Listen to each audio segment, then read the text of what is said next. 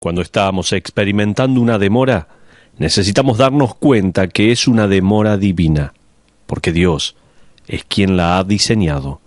No importa qué es lo que usted esté esperando, la soberanía de Dios y su mano están detrás de todo esto. Gracias por acompañarnos una vez más en Sabiduría para el Corazón. Estuvimos estudiando la soberanía de Dios en los últimos programas y creo que necesitamos poner esa palabra en nuestro vocabulario.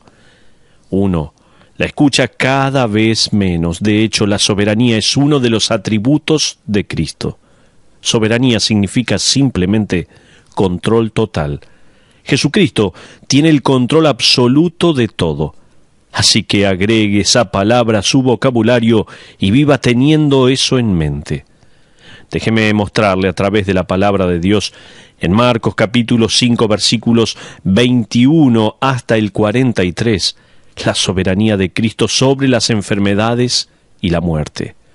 Hoy vamos a ver la forma en que la soberanía de Cristo impacta la vida de dos personas. Vaya conmigo, por favor, a Marcos capítulo 5.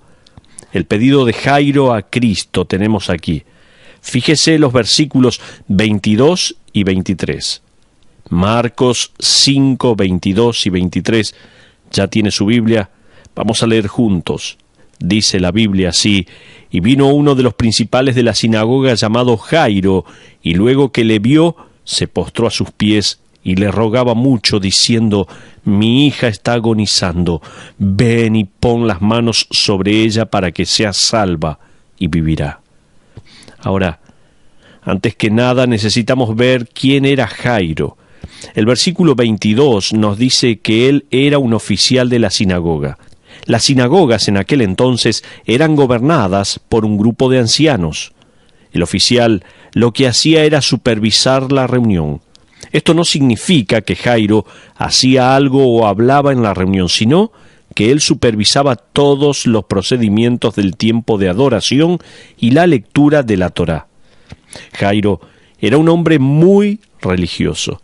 Sin embargo, al leer el pasaje, se hace obvio que Jairo dejó de lado un par de cosas. Lo digo por el hecho de que él fue a Jesús. En primer lugar, Jairo dejó de lado su prejuicio. Tenga en mente que a esta altura del ministerio de Jesús, las sinagogas le habían cerrado las puertas. Usted recordará que en el comienzo Jesús entraba a cualquier sinagoga y enseñaba. Ahora ya no es así. Los oficiales de las sinagogas estaban en contra del ministerio de Jesús. No obstante, Jairo, que es el oficial de una sinagoga a la cual Jesús viene, deja de lado el prejuicio. En segundo lugar, Jairo debe haber dejado de lado su orgullo. Lucas 8:48 agrega que Jairo vino ante Jesús y se postró a sus pies. Él dejó de lado su orgullo. Así que, vestido de dignidad, Jairo, el oficial de la sinagoga, cayó ante los pies de este predicador itinerante. ¿Por qué dejaría de lado Jairo su prejuicio y su orgullo para acudir a alguien como Cristo? Pienso que él lo dice en el versículo 23. Allí leemos: mi hija está agonizando. Lucas 8:42 agrega que esta era la única hija de Jairo. Lucas también agrega en el mismo versículo que ella tenía unos 12 años de edad. La costumbre en aquella época era que cuando una niña cumplía 12 años y un día, ya era mujer. Ahora, necesitamos meternos en esta historia y verla de manera realista. Lo más realista posible. Aquí tenemos a un hombre que está por perder a su única hija. Ella está en la edad en la que pasa a ser una mujer y esto llena de gozo y orgullo a su padre. Toda la educación está llegando a su fin y, como alguien dijo una vez, ella ahora está lista para enfrentar su futura familia. Las recompensas están en camino. Me imagino que esta niña que está por ser señorita es el orgullo del corazón de Jairo. Él dice: mi única hija está agonizando. Ahora Jesús responde y asumimos que él dijo: voy contigo. Fíjese en Marcos 5:24. Fue pues con él y le seguía una gran multitud y le apretaban. Así que, evidentemente, Jesús dijo, claro que sí, voy a sanarla, voy contigo. Aquí está el principio de la demora. La fe de una mujer frente a una condición desalentadora. En este momento, vemos una demora en la vida de Jairo. Jesucristo y un grupo grande de personas caminan hacia la casa de Jairo. Pero tenemos que hacer una pausa aquí, ya que ahora se presenta una demora trágica en su vida. Cuando leemos un pasaje de la Escritura, cuando leemos una frase, cuando nos enfocamos en un versículo, este siempre abarca un breve periodo de tiempo, un momento. Sin embargo, en la vida de Jairo, esto representa una eternidad. Una mujer con un problema de flujo de sangre va a interrumpir el plan de Jairo y va a crearle un problema. Me imagino, mientras Jesús trata a esta mujer, que Jairo debe estar en un segundo plano, tal vez pensando, mujer, no lo puedes dejar para otro momento. Él está conmigo, viene a mi casa, mi hija está por morirse. Vemos una demora interrumpiendo la vida de Jairo. Ahora, permítame presentarle esta demora. Fíjese lo que dice Marcos 5:25. ¿Lo tiene allí? Dice la Biblia, pero una mujer que desde hacía 12 años padecía de flujo de sangre. Quizás esta mujer tenía algún problema en el útero que le causaba hemorragias. Fíjese que a ella se la compara con Jairo por la cantidad de tiempo que ha sufrido esta enfermedad, 12 años. Así que tenemos un contraste entre el tremendo gozo que está por terminar con una desazón muy grande. Permítame indicarle algunas cosas en cuanto a esta mujer con esta enfermedad para que comprenda un poco más su situación emocional. Ella ha sido aislada por la sociedad. Es considerada inmunda e impura. Es excomulgada y no se le permite entrar a adorar al templo. Por 12 años ha tenido que vivir sola. Quizás por 12 años ha estado orando a Dios para que la curase. Por cada año de gozo de Jairo con su hija, esta mujer ha pasado un año de agonía. Si ella estaba casada, los rabinos seguramente declararon que debía de divorciarse de su marido. Si tenía hijos, debía verlos crecer desde la distancia.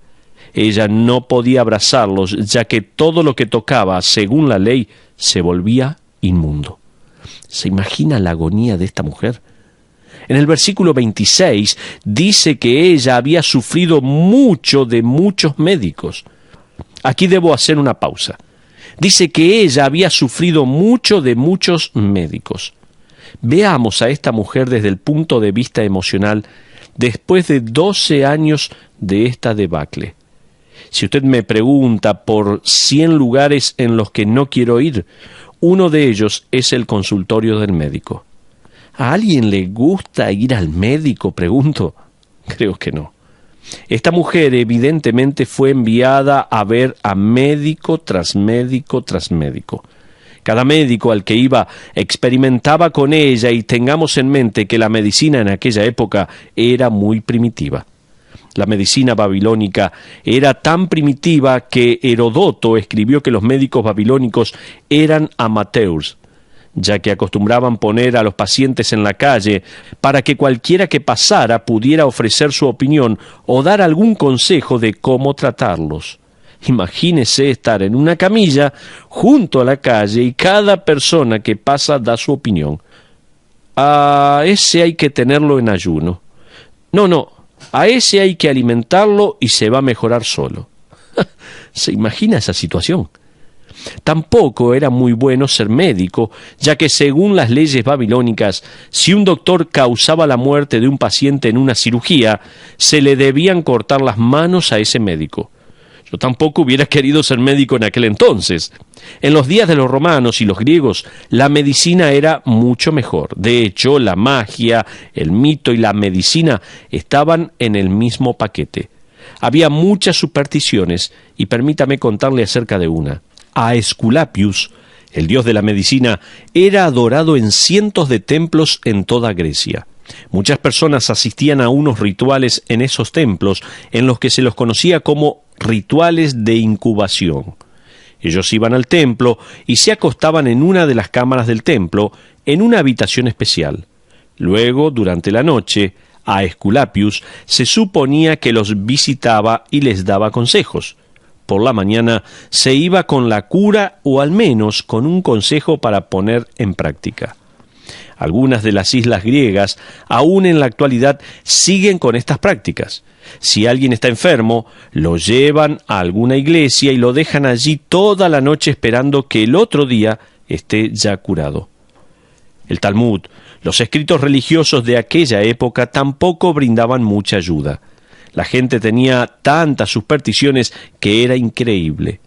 He leído varias y permítame contarle de las más insólitas. Si usted tenía una enfermedad, que esta mujer en particular tenía, debía comprar un huevo de avestruz, ponerlo en una bolsa de lino y llevarlo consigo. En el verano había que cambiar el saco de lino por uno de algodón. Esa era la cura. ¿Se imagina andar por la calle con un huevo podrido por varios días? Yo creo que nadie se acercaría a usted, ¿no? Estas eran posiblemente algunas de las curas que le habían dado a esa mujer. Cuando una no funcionaba, el médico lo mandaba a que viera a otro médico. El próximo tratamiento tampoco funcionaba y al final la mujer quedó en bancarrota. Ella está físicamente y emocionalmente exhausta. No creo que haya una persona más solitaria que esta mujer que está por entrar en escena. Fíjese ahora en la simple fe de esta mujer. En el versículo 27 está. La primera frase nos dice mucho. Cuando oyó hablar de Jesús, vino por detrás entre la multitud y tocó su manto. La palabra manto en griego es kraspedón. Todo judío devoto debía usar un manto con unas borlas que colgaban al frente. Esas borlas pendían del manto y pasaban por el hombro hacia atrás, colgando del mismo. A eso se lo llamaba kraspedón. Jesús, obviamente, como judío devoto y seguidor de Dios, tenía un kraspedón. Y esta mujer vino desde atrás y no solo tocó, sino que agarró unas de estas borlas del manto.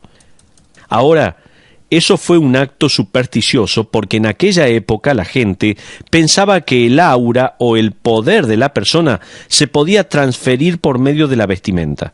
Si uno simplemente podía tocar la ropa, se sanaría. Así que de alguna manera esta débil mujer se acercó a Jesús por detrás. Ella podía haber tocado a muchísimas personas y contaminarlas. Quizás la gente le abrió paso al verla venir. Ella, en desesperación, se estiró y agarró, tal vez por un segundo o dos, el manto de Jesús y luego lo soltó. Ahora fíjese lo que sucede en el versículo 29. Y enseguida la fuente de su sangre se secó y sintió en el cuerpo que estaba sana de aquel azote.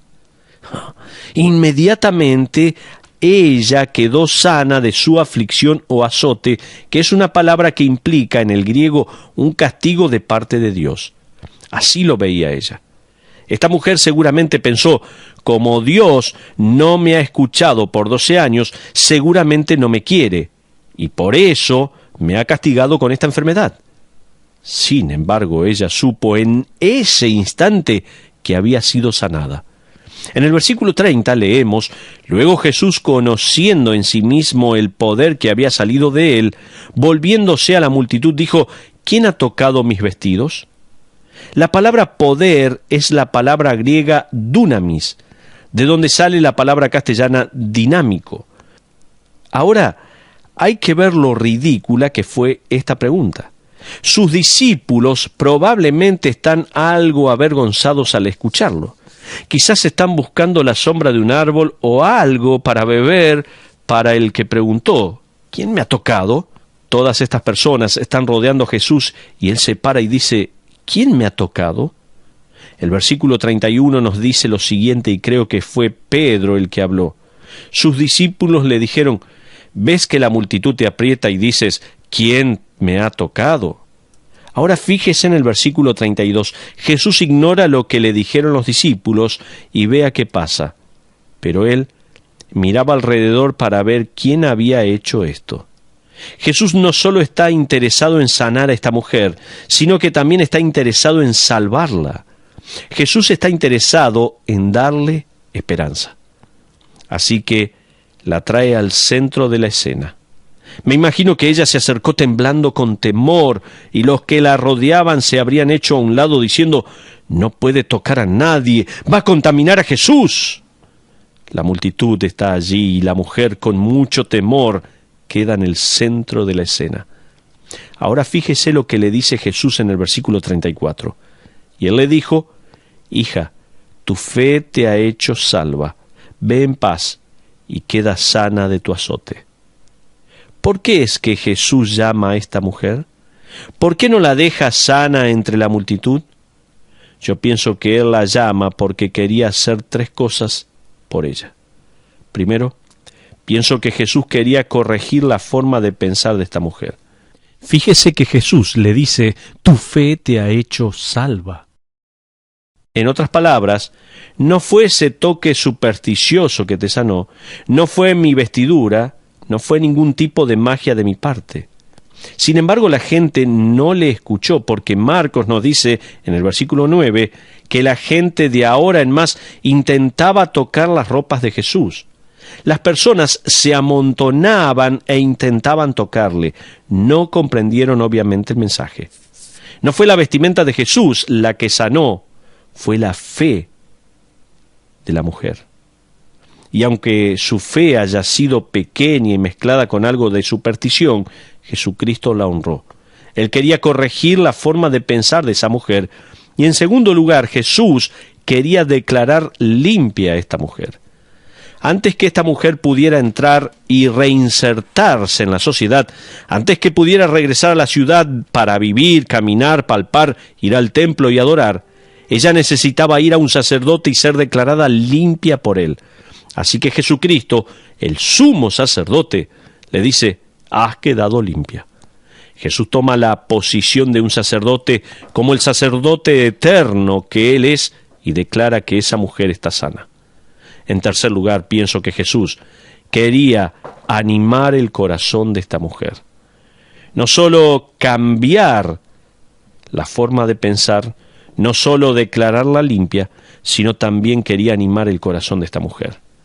Jesús dice: «Ve en paz». Subraye allí en su Biblia, en el versículo 34, la manera en que Jesús se dirige a ella.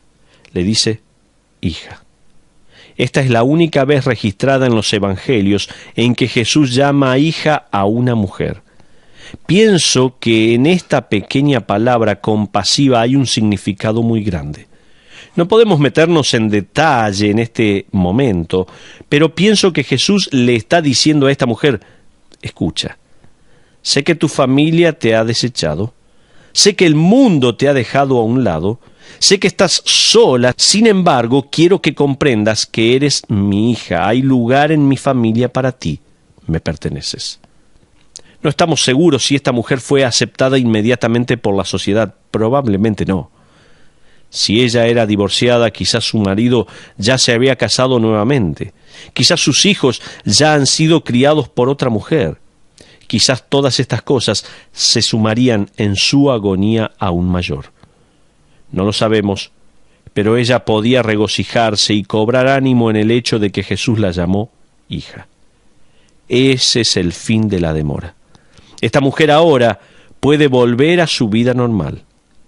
Veamos el fin de la demora y la confianza de Jairo en Jesús. Ahora, fíjese lo que sucede en el versículo 35. Allí leemos: «Mientras él aún hablaba, vinieron de casa del principal de la sinagoga diciendo: tu hija ha muerto. ¿Para qué molestas más al maestro?».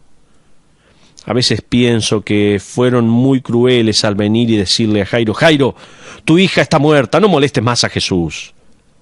Hay un elemento de sospecha en todo esto.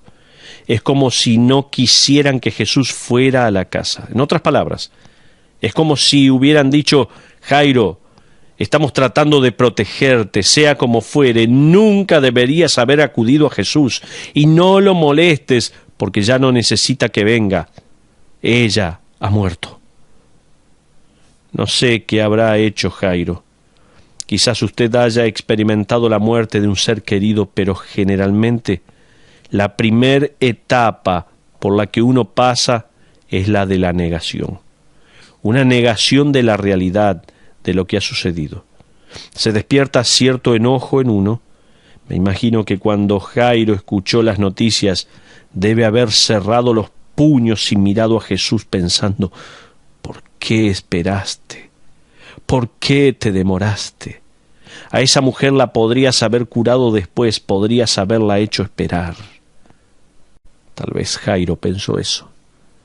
Anticipando ese pensamiento, Jesús le dice a Jairo en el versículo 36, no temas, cree solamente.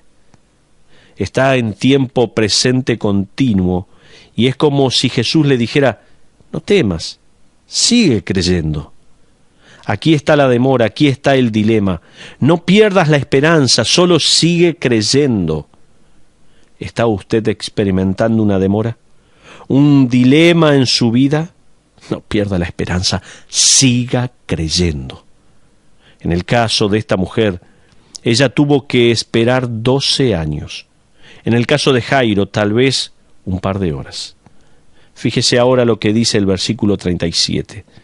Y no permitió que le siguiese nadie, sino Pedro, Jacobo y Juan, hermano de Jacobo, y vino a casa del principal de la sinagoga, y vio el alboroto y a los que lloraban y lamentaban mucho. Alboroto es una palabra interesante, quiere decir en este caso caos. En aquella época, cuando un miembro de la familia fallecía, era costumbre pagarle a lamentadores profesionales para que vinieran a llorar.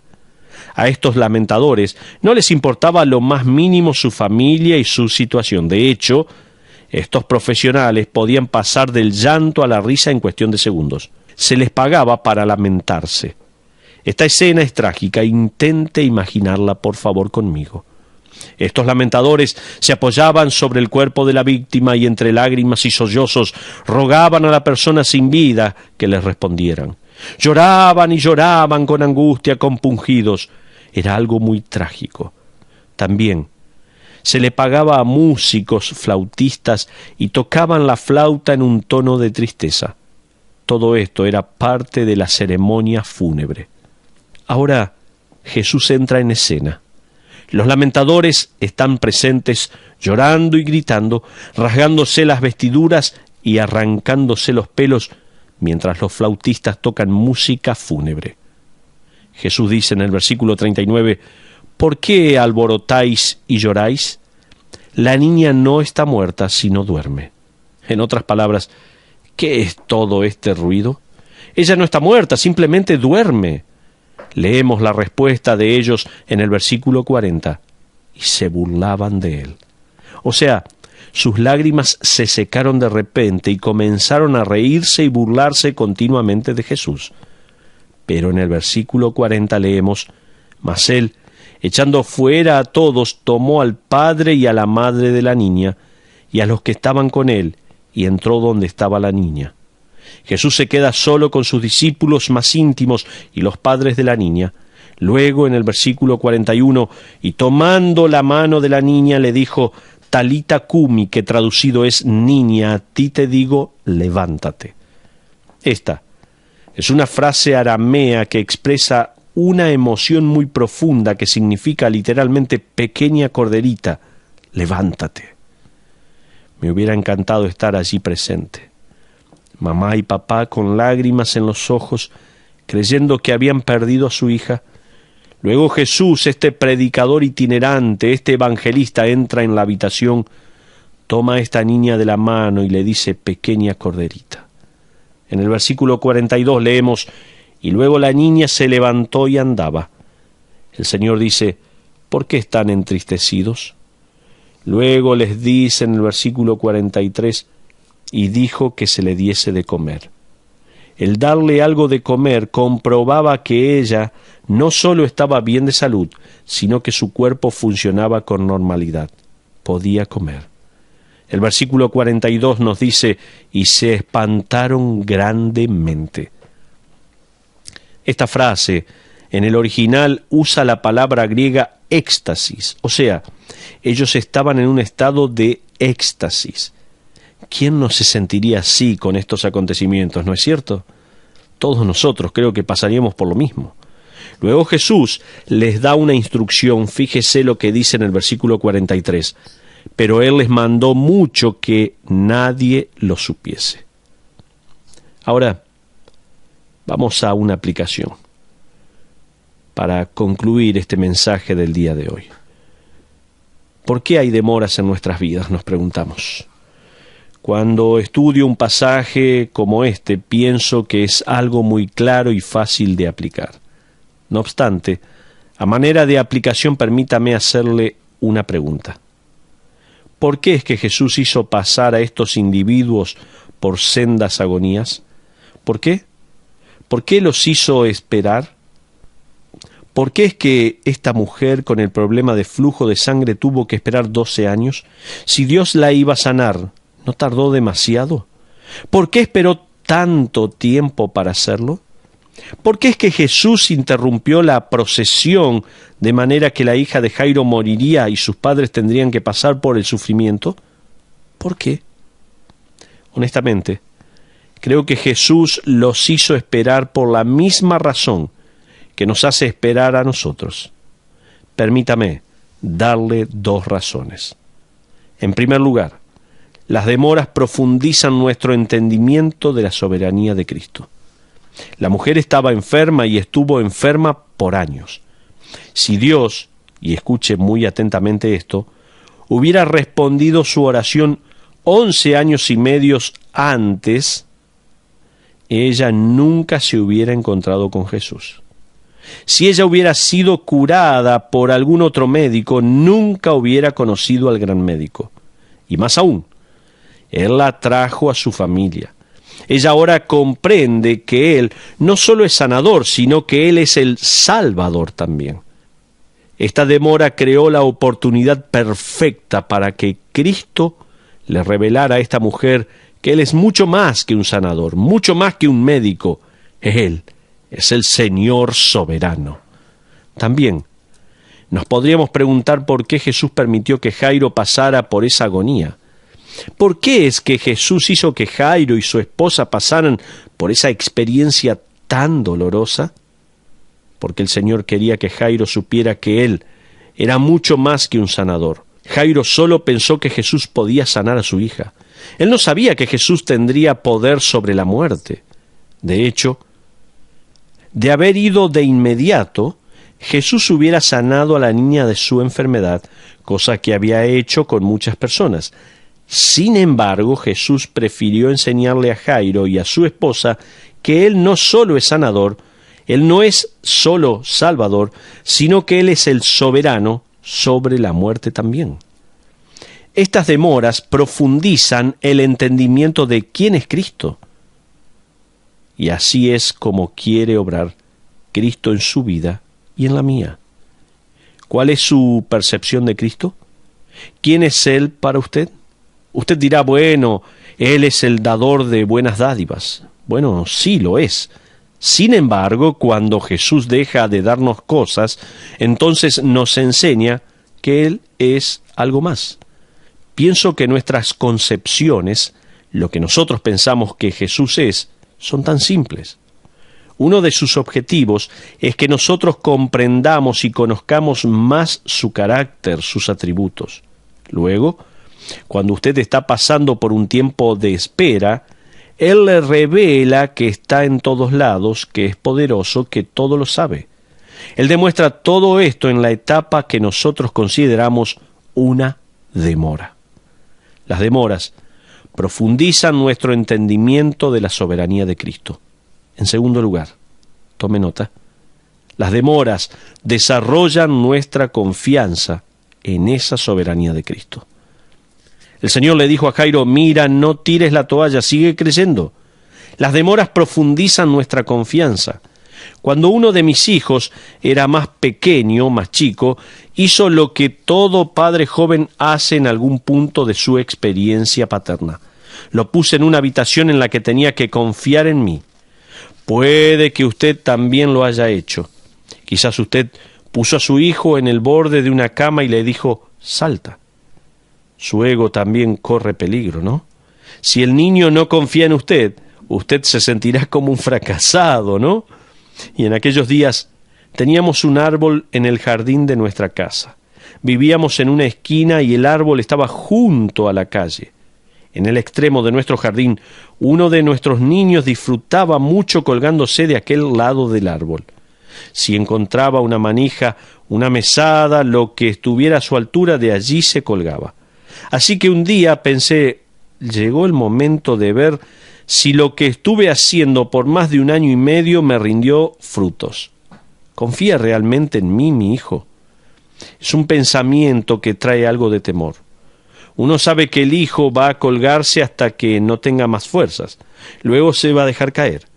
Así que encontré una rama muy baja. En realidad, era una parte que sobresalía. Se ve que alguien en algún momento había serruchado una rama y quedó esa protuberancia. Lo levanté y dejé que se agarrara firmemente y luego lo solté y di un paso atrás.